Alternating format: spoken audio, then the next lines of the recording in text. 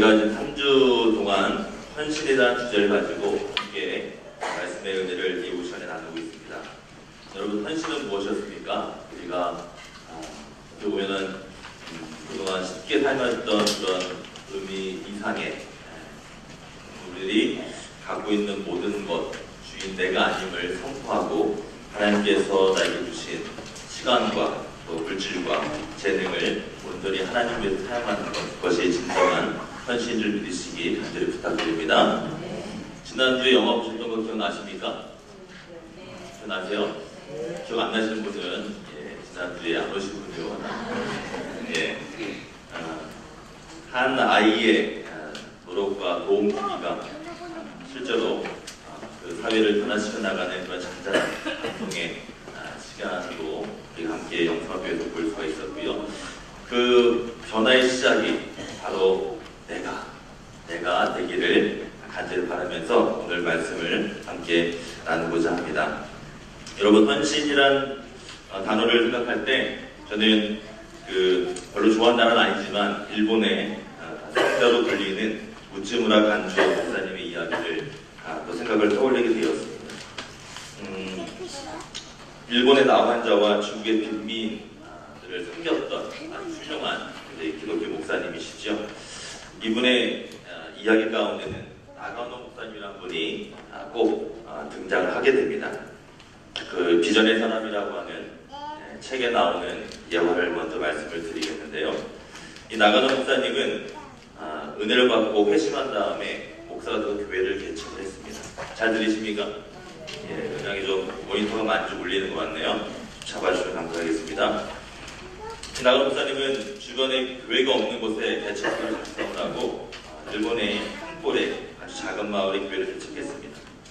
근데 우리나라도 개척교회가 참 힘들지만 이 당시 일본 교회도 힘들었다고 해요. 몇 년을 전도하고 목회를 해도 나오는 성도가 한 분도 없었습니다. 아무리 기다려도 단 한 명도 오지 않았는데 어느 날 드디어 한 초췌한 모습의 젊은이 한 명이 교회 문을 열고 들어왔습니다. 얼마나 반가웠을까요? 마치 우리 전도대 우리 집사님, 우리 권사님, 또 우리 장로님 한 영혼 구원할 때 그 기쁨처럼 이 나가노 목사님이 너무 기뻐서 그 청년을 맞이해서 함께 식사도 대접하고 함께 이야기를 나누고 있는데 함께 대화를 하다 보니까 딱 한눈에 보기에도 이 청년은 폐병 환자였어요. 요즘은 폐병이 쉽게 낫기도 하고 한다고 하지만 당시만 하더라도 죽음의 전염병이었기 때문에 옆에 가기를 꺼려하는 같은 상황이었죠. 근데 나가노 목사님은 그 청년을 따뜻하게 맞이했고 함께 식사하는 가운데 그만 욱 하면서 피를 다 토하는 그런 상황에서도 그 피를 다 닦아내면서 그 청년을 극진히 섬겼다고 합니다. 사실 그 청년은 몸은 이미 폐병으로 만신창이가 됐고 병든 자신을 어떤 누구도 만나주려고 하지 않았고 따뜻한 밥 한 끼, 대화하는 상대가 없었기 때문에 이 청년은 만약에 이 교회에서 나를 맞이해주지 않으면 내가 스스로 목숨을 끊으리라 라는 다짐을 하고 찾아갔었던 성자 우츠무라 간주오 목사님이었습니다. 이 나가노 목사님이 이 우츠무라 간주오 목사님을 지극정성으로 아주 헌신적으로 그를 만나줬고 그의 병을 치유해줬고 그리고 그를 회심시켜서 우츠무라 간주오 목사님이 되게 하는 데 있어서 이 나가노 목사님은 아주 유명한 그와 같은 사례를 남기게 되었는데요. 그런데 이 나가노 목사님은 실제로 목회에는 우리가 알고 있는 범위로는 크게 성공한 것 같지가 않습니다. 왜냐하면 이 나가노 목사님 남긴 성도는 바로 우츠무라 간주오 목사님 단 한 분이었기 때문입니다. 무능하게 짝이 없다고 사회적으로 볼 수도 있는 이와 같은 실패한 목회자였지만 하나님 보시기에는 그렇지 않았나 봅니다. 하나님의 사랑을 전달하기에 하나님의 사랑의 통로되기에 너무나도 귀하고 승리한 목사님이 바로 나가노 목사님이 되었다는 것이죠. 우츠무라 간주오 목사님 이야기를 좀 더 구현하자면 일본의 성자로 불리면서 일본의 나환자들을 돌봤고 또 당시 적대적이었던 중국의 빈민에서도 헌신하고 수고했던 분이 바로 우지문학 강조 목사님이었습니다. 저는 헌신을 이야기하면서 우리 자신의 헌신 중요하고 또 많은 기준들이 있을 수 있지만 이 헌신이라고 하는 기준에서 가장 중요한 것은 무엇입니까? 우리 하나님이 보시는 기준이 아닐까 다시 한번 생각해보게 됩니다. 바라보라기는 이제 그 의미 있는 변화와 의미 있는 이제 가치의 그 시작이 바로 여러분과 저 나로부터 시작될 수 있는 같은 변화가 되기를 또 가치가 되기를 다시 한번 간절히 주님 이름으로 부탁을 드립니다. 고린도서 9장 6절에서 그 8절 말씀을 보았습니다. 함께 한번 따라해 보실까요? 심는 대로 거두는 하늘의 지혜, 심는 대로 거두는 하나님의 지혜, 믿으시면 아멘. 아멘. 네, 감사합니다. 자, 그런데 이런 질문을 제가 요즘 많이 받습니다. 목사님, 헌신해야죠. 제가 헌신하겠습니다. 준비하겠습니다. 그럼 어떻게 해야 됩니까? 조금 구체적으로 좀 말씀해 주시면 고맙겠습니다는 이야기를 제가 듣게 됩니다.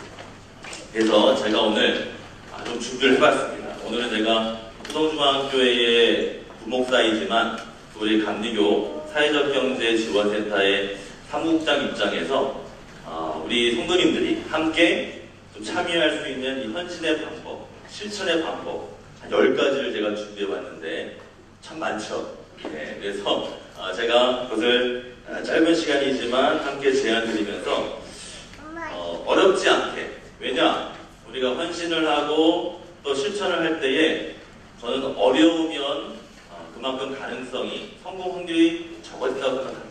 근데 이왕이면 우리가 기쁜 마음으로 또 즐거운 마음으로 하나님께 영광을 돌리는 마음으로 하기 위해서는 성공 확률을 높이지 되지 않겠습니까?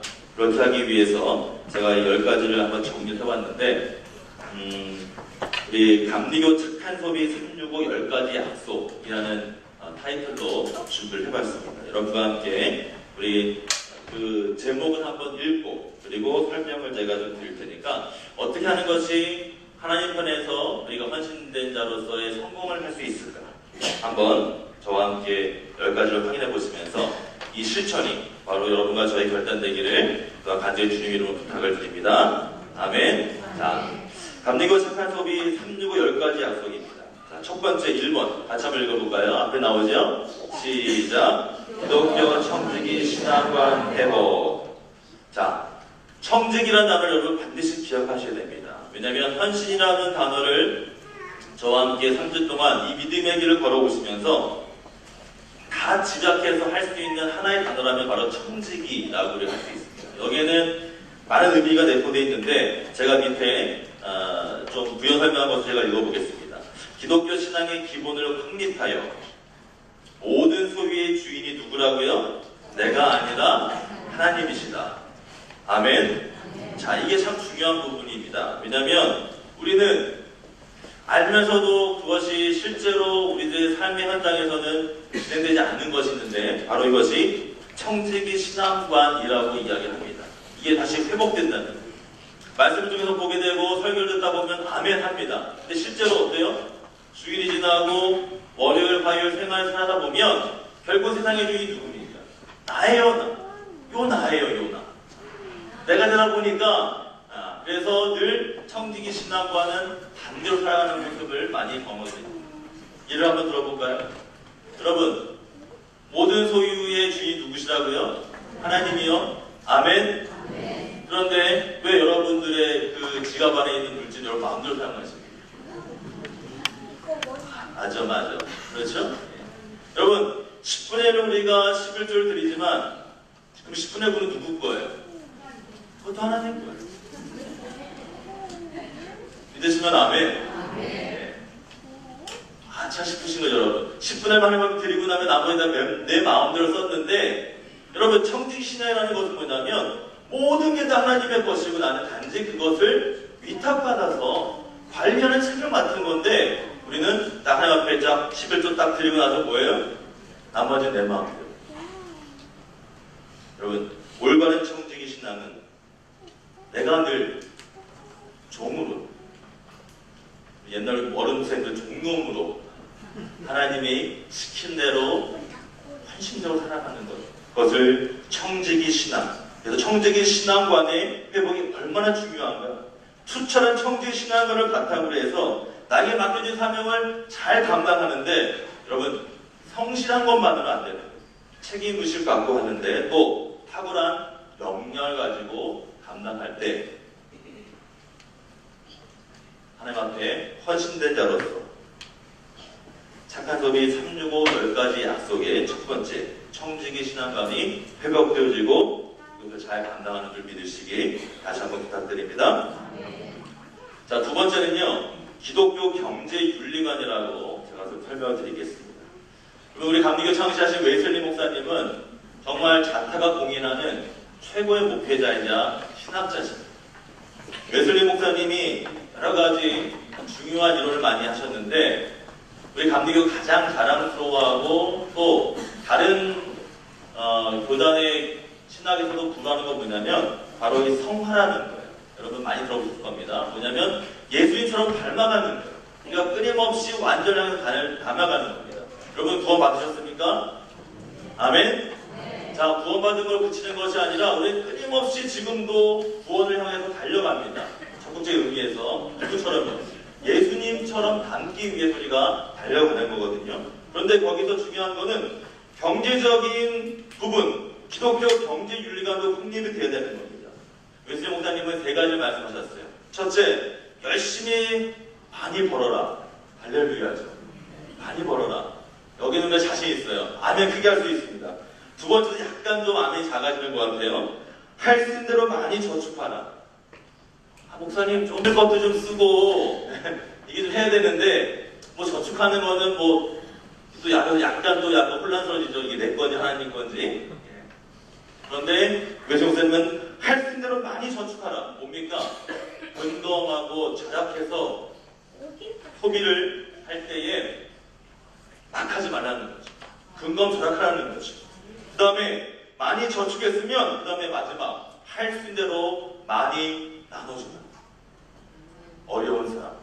또 이 물질은 네 것이 아니 하나님이 원하시고 하나님께서 말씀하시는 그 명령에 준행해서 많이 나눠줘야 한다. 이게 웨슬리 목사님 말씀하신 감리교의 기독교의 경제윤리 3원칙입니다.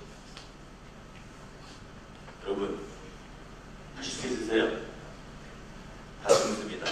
하셔야만 합니다. 아멘. 자, 그런데 사실은 쉽게 적용하기에 너무나 좀 거리가 있어 보이고 또 이것을 실천하기 전에 사실 우리들이 해야 될 부분들, 준비할 부분들이 또 있습니다. 저는 그 부분들을 물론 갑자기 하려다 보면 또 이것을 우리가 원칙적으로 청직 신앙관을 가지고 경제윤리관을 우리가 가지고 살아가야 하는데, 왜 우리가 훌륭한 군인이 되기 위해서 훈련 과정이 필요한 것처럼 이렇듯 우리가 헌신된 자로 살기 위해서 또 우리 착한 소비 365 운동을 우리 삶 가운데 잘 진행하기 위해서는 여러 가지 훈련의 과정이 필요합니다. 저는 그 과정을 세 번째 11조 등 정직한 헌금 생활부터 시작된다라고 말씀을 드립니다. 자, 3번 같이 한번 읽어봅시다. 시작. 11조 등 정직한 헌금 생활. 여러분 착한 소비 운동이라고 하는 부분, 우리 감리교 착한 소비 365 운동이 이제 곧 시작될 텐데 우리 성중앙교회가 거기에 가장 앞선 교회되기를 축복합니다. 여러분과 제가 우리 성중앙재단이 이를 잘 감당함으로써 우리 감리교회의 좋은 영향력이 확대되어지고, 할렐루야, 우리 감리교회가 이 사회에 떨어진 한국교회의 신뢰를 회복할 뿐만 아니라 다른 교회들에게 좋은 영향력을 미쳐서 많은 부분들은 우리 많이 실망감을 주고 어려움을 줬지만 우리 감리교회가 최근에 칭찬받은 게 하나 있지 않습니까? 잘 모르시죠? 예. 그게 바로 이제 교회 세습이라고 하는 부분들을 교단적으로 하지 않겠다라고 하는 것을 총회가 선포하고 온 사회로부터 다른 교회들로부터 많은 칭찬을 받았거든요. 이와 같은 좋은 영향력, 좋은 사회적 메시지를 줄 수 있는 부분들이 우리 교회가 이와 같이 정직한 운동, 정직한 착한 소비 운동을 하겠다. 이런 부분들이 사회로부터 많은 신뢰를 주고 또 우리의 실제 생활에서 웨슬리 목사님이 말씀하셨던 것처럼 열심히 많이 벌고 또 많이 저축하고 할 수 있는 대로 많이 나눠줄 수 있는 부분들을 감당할 때에 이 사회는 주님이 원하시는 하나님의 나라로 점점 더 발전되어 그리스도 빛과 소금 역할을 우리 감리교회가 그 중에서 우리 효성중앙교회가 감당해 줄 믿으시기 또 간절히 부탁을 드립니다. 그 시작이 바로 정직한 헌금 생활이라고 합니다. 따라하십시오. 정직한 헌금 생활. 정직한 헌금 생활. 여러분, 11조는 여러분 축복입니다. 아멘. 여러분 부담이 아니에요. 사실 부담스러울 때가 있습니다. 솔직한 마음으로 부담스러울 수 있습니다. 그런데 그 부담을 떨쳐 일으켰을 때, 할렐루야. 그 거룩한 부담을 우리가 믿음으로 잘 감당했을 때 하나님께서 유일하게 우리를 시험해보라고 말씀하신 게 뭡니까? 11조. 나를 시험해보라. 여러분 하나님을 시험할 수 있는 자격이 여러분과 제게 있습니다. 뭘로요? 오직 11조 생활에 있었습니다.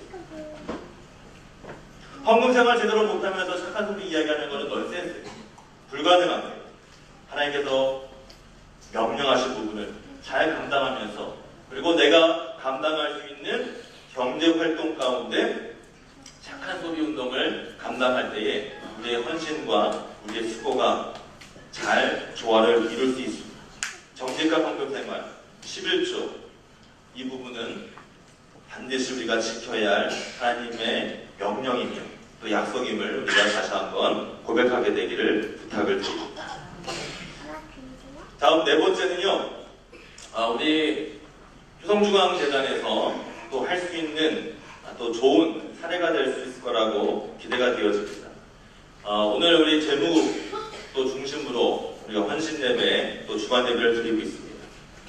교회 예산의 약 10%를 이제 국내외의 착한 상품, 뭐 사회적 기업이나 공정무역이나 친환경 제품으로 구매하게 되면 얼마나 많은 좋은 일들 할 수 있을까? 자, 여기는 교회에서 소비하는 많은 물품들이 있습니다.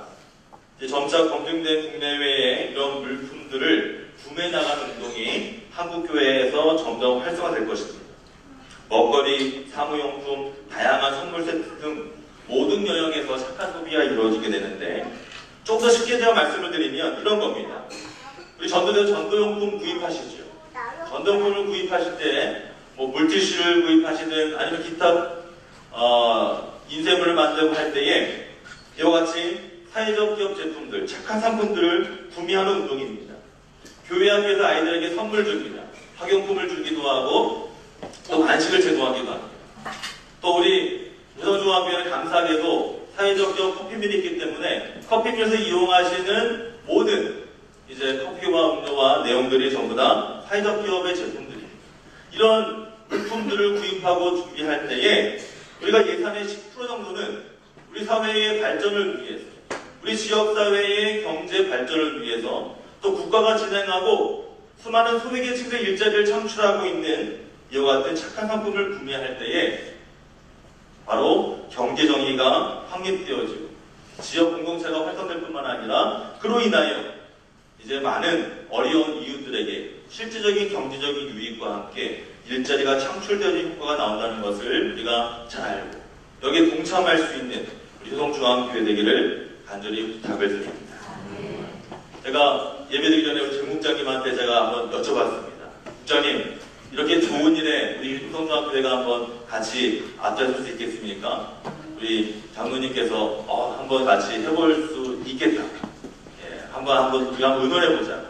또 교단에서 이렇게 앞장서 나가면 우리 교회도 한번 시도해보자고 이렇게 긍정적으로 말씀을 주셔서 이제 그 부분들을 가지고 우리가 함께 기도하고 협력해서 각 부서들마다 같이 우리가 좀 아이디어를 내고 이것을 할 수 있는 그런 부분들을 이제 정부와 지자체와 이런 부분들이 같이 할 때에 우리 교회들이 이런 부분들에서 앞장설 수 있는 모범적인 그런 선례를 많이 만들어 간다면 하나님 얼마나 기뻐하실까?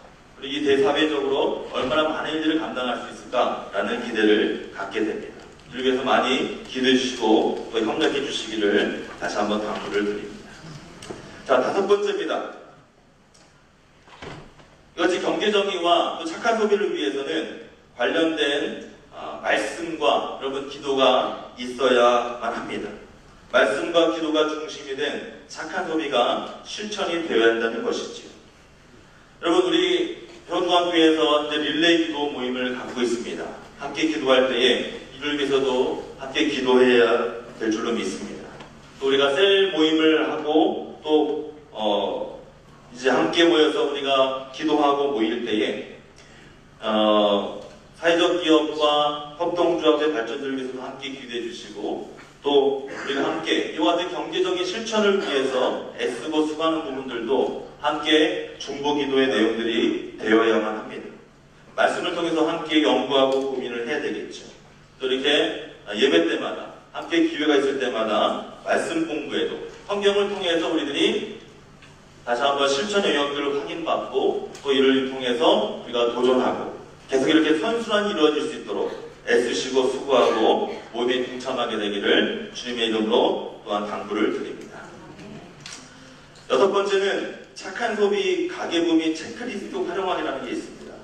이거는 우리가 착한 소비 365 하면 여러분 눈치채셨죠? 365일 동안 내 주머니 안에 있는, 또 우리 가정이 사용하는 모든 경제 활동 가운데 내가 과연 얼마나 하나님의 경제 정의의 확립을 위해서, 또 감리고 착한 소비 운동을 위해서 내가 그것을 사용하고 있는가에 대해서 점검해보고 가계부를 써보고 체크하는 그러한 일들을 할 수 있다는 것입니다. 이건 이제 저희 교단에서 이번 총회 때를 각 연회 때를 기해서 배포를 해드릴 거니까 이거는 또 저희들이 함께 보게 되면 여러분들이 잘 활용해 주시면 좋겠습니다. 자, 일곱 번째는 함께 읽어볼까요? 시작! 사회적 경제 영역의 재능기부 활동 참여하기. 아멘. 자, 재능기부 활동이라는 것은 무엇입니까? 여러분들이 혹시 감리교 사이트를 한번 들어가 본 적 있으시면 사회평신도국에서 진행하고 있는 재능기부 운동이라는 게 있습니다.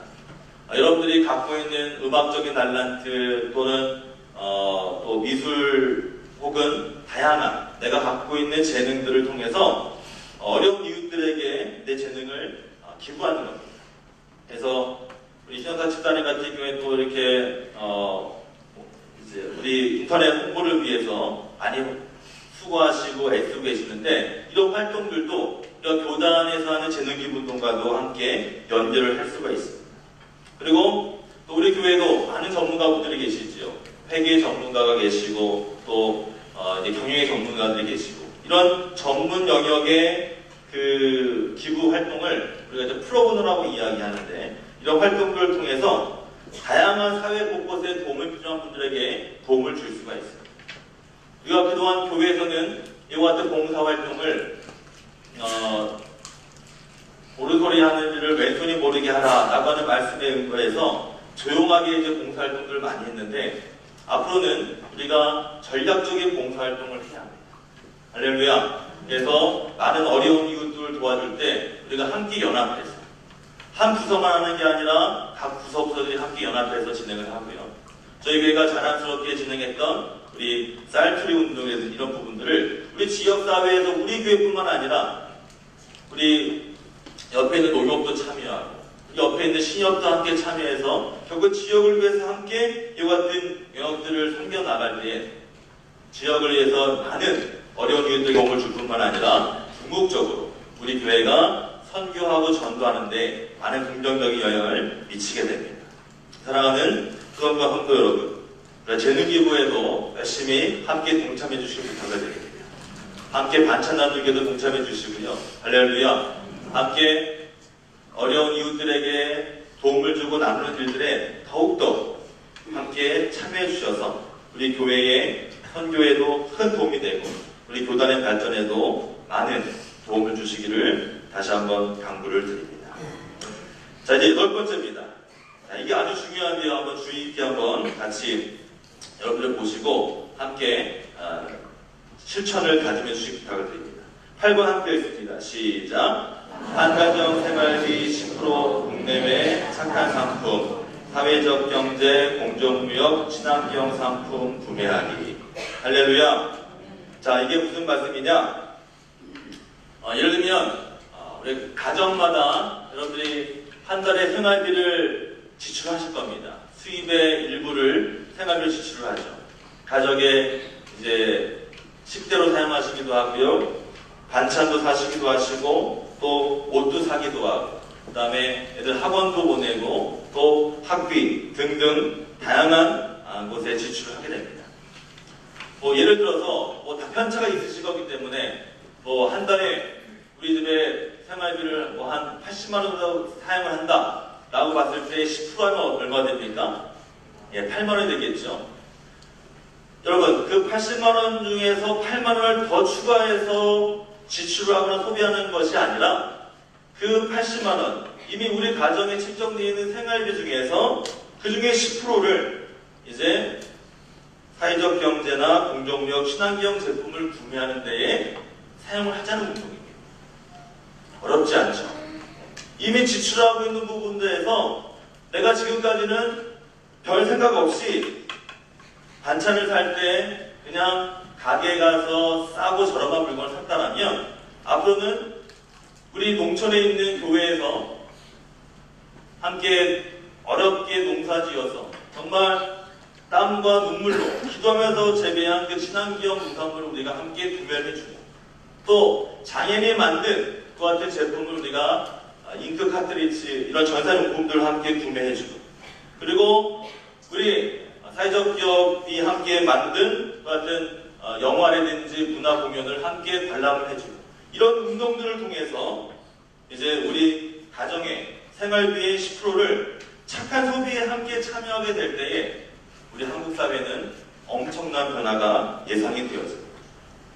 자, 어떤 분야에서 이게 적용이 가능하냐? 그 밑에 제가 예로 적어드린 것처럼 식품, 반찬, 음료, 간식 너무 빨리 읽겠습니다.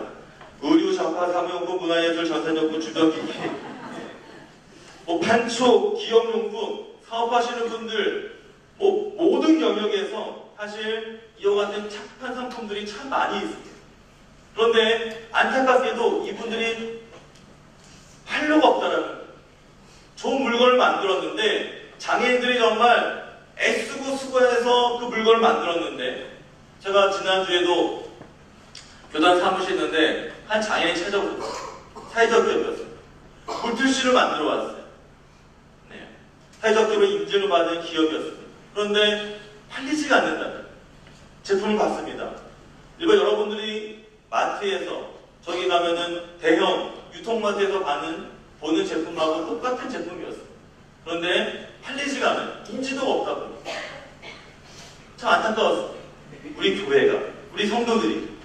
여러분, 사회적 기업 제품은요, 전부 다 믿고 신뢰하셔서 사셔도 됩니다. 왜냐하면 국가에서 엄격하게 다 그것을 관할하고 또 품질을 보증하기 때문에 여러분들이 사셔도 전혀 안전과 이런 거에는 문제가 없다라고 말씀드릴 수 있습니다.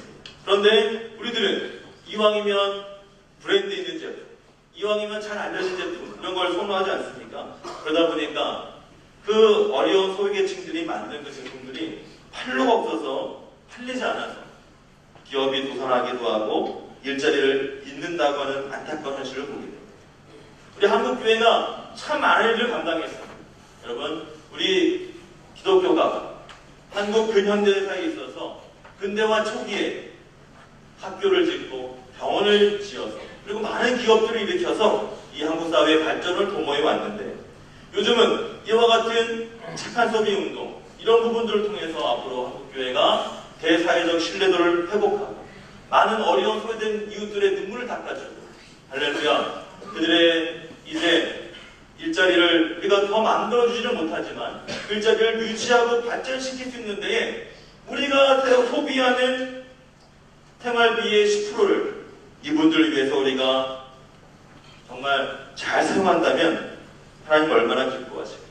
웨슬리 목사님의 사회적 성화라고 하는 것이 더 이상 어려운 것이 아니라 헌신이라고 하는 것이 너무 어렵고 딱딱한 것이 아니라 내가 어떻게 보면 작은 실천이지만 어렵지 않지만 여기에 동참하고 소비운동에 동참함으로 그분들에게 큰 격려가 되고 그들에게 희망의 메시지를 던지고 그들이 일할 수 있는 기쁨과 감격에 희망 메시지를 줄 수 있는 그 주인공이 바로 여러분과 제가 될 수 있다고 하는 사실. 우리 후원중앙재단이 그 일을 할 수 있다는 사실에 대해서 우리가 기쁜 마음으로 동참하게 되기를 다시 한번 간절히 주님의 이름으로 부탁을 드립니다. 9번째입니다. 자, NGO, NPO. 여러분, 좀 번역해 말씀드리면 비영리기관, 그리고 이익을 내지 않는 그와 같은 사회복지 기관들을 얘기합니다. 이런 때에다가 공간과 물질과 시간 등을 나눔 활동에 여러분 동참하게 되기를 여러분 부탁드립니다. 많은 그런 기관들이 있죠. 그 중에서 저는 두 기관만 소개합니다. 우리 사단법인 후성비전이 하고 있는 노인센터, 그리고 우리 교회 또 어린이도서관. 여러분 다 도움의 손길이 필요하고, 그리고 여러분들의 시간과 물질이 또 나눔에 필요한 그런 공간입니다. 여러분들의 도움이 필요합니다. 봉사가 필요하다는 것이죠. 여러분 함께 우리가 마음을 나누고 함께 시간을 내어서 함께 할 때에 우리 기관들이 더욱더 활성화될 줄로 믿습니다. 그리고 여러분들이 또 알고 있는 뭐 월드비전이나 기아대책이나 군대버스 이와 같은 비영리 기관들, 여러분들이 아마 또 십시일반 또 후원을 하기도 하고 봉사하시는 분들도 계실 겁니다. 참 잘하시는 겁니다. 여러분들 그것 끊으라는 게 아니라 그 부분들 하시면서 조금 더 보태서 우리 교회랑 직접적인 관련이 없다 할지라도 이 사회의 발전을 위해서, 또 우리 한국교회 발전을 위해서 함께 더 마음을 쓸 수 있으면 여러분들이 지속적인 게 중요합니다. 내가 그냥 한 번, 두 번 하고 보시는 것이 아니라 지속적인 관심과 실천을 통해서 이런 아름다운 하나님의 나라가 확장된다는 사실을 반드시 기억하시고 동참해 주시기를 촉구드립니다. 마지막 10번째는 약간 생뚱맞을 수도 있는데 한번 읽어볼까요? 시작.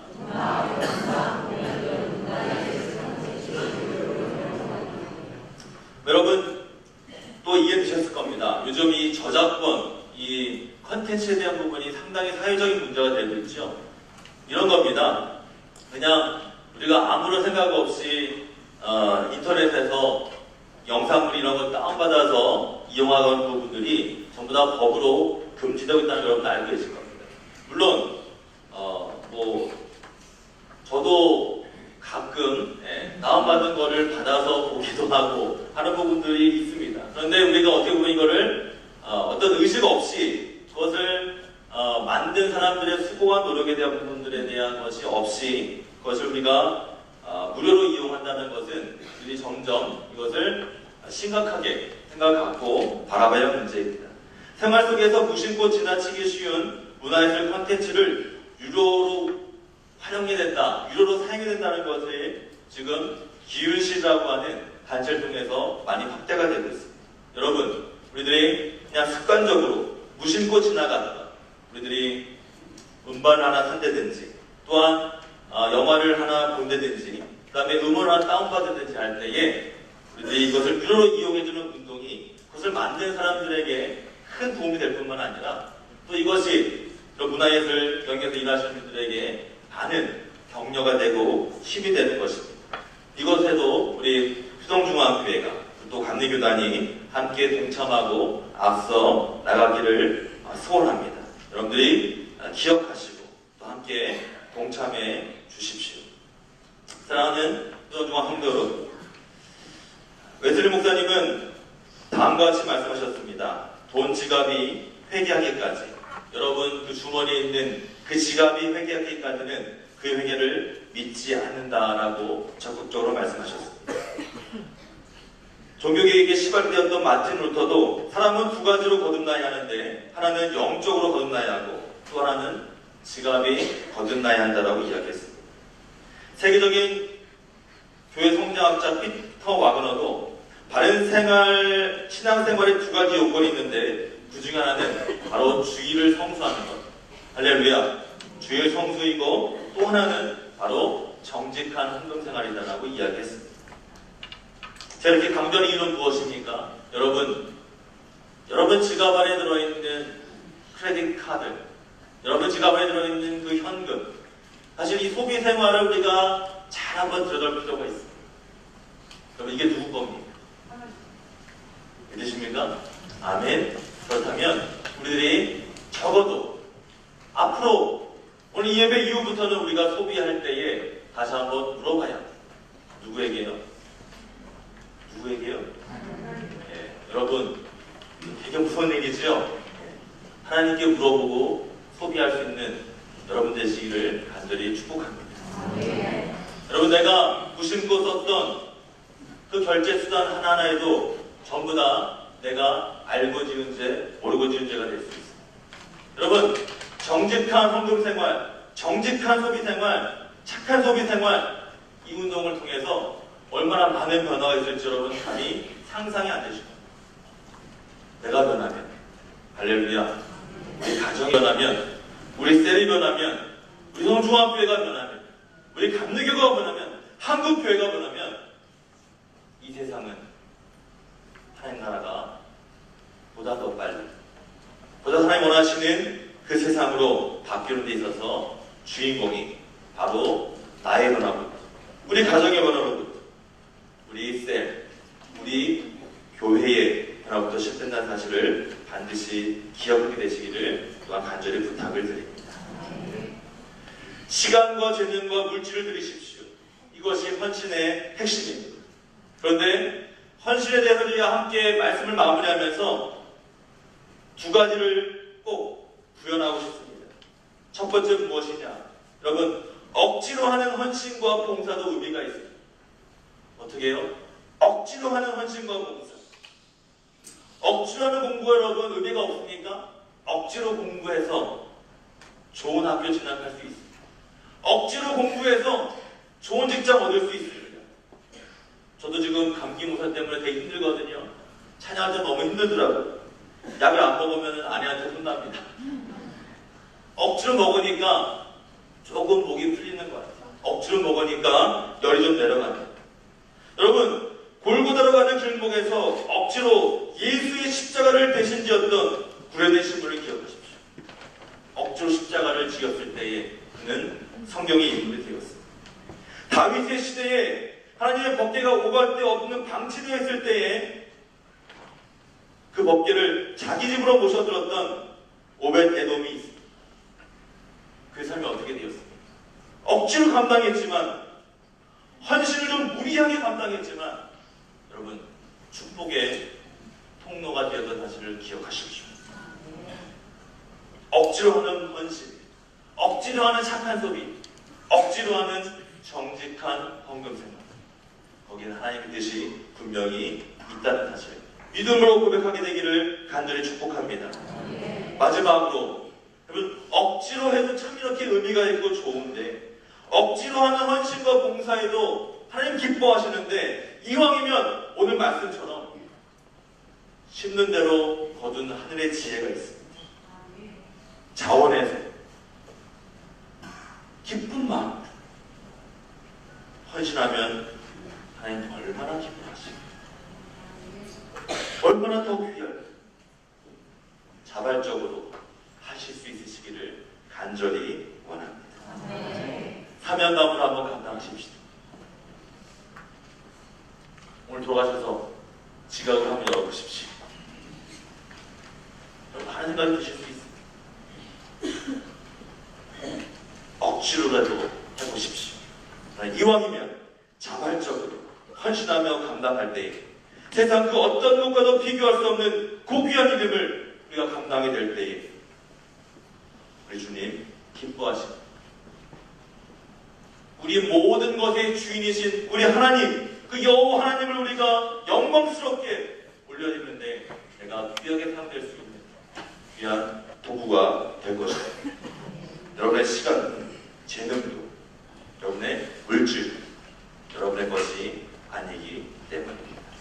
기도하겠습니다.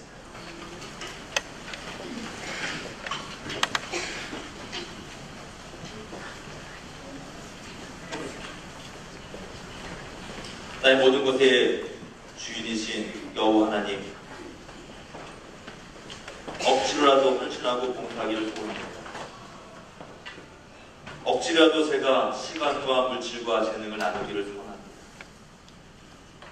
하나님, 그러나 이왕이면 자발적으로 헌신의 마음을 담아 기쁜 마음으로 마음껏 드릴 수 있도록 주님 인도하여 주옵소서.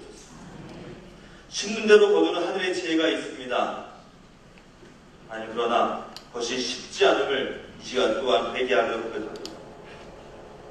주님, 삭개오가 그러하였듯이 주님을 만났을 때에 그 인생이 변하면서 내 소유의 절반을 가난한 자들에게 주겠사오며 만일 누구의 것을 속여 빼앗은 일이 있다면 내 갑절이나 갚겠다고 그 인생의 전 존재의 가장 중요한 것을 포기했던 것처럼 우리에게도 헌신이 있게 하여 주옵소서. 심는 대로 거두는 하늘의 지혜가 우리에게 심겨지게 하여 주옵소서. 다시 한번 헌신을 다짐하는 이 시간 주님 실천하게 하시되 힘들고 어려운 것보다 먼저 제가 할 수 있는 작은 실천, 착한 소비, 아니 그것부터 먼저 할 수 있는 결단과 헌신이 있게 하여 주옵소서. 모든 말씀을 예수님 이름으로 간절히 기도하옵나이다.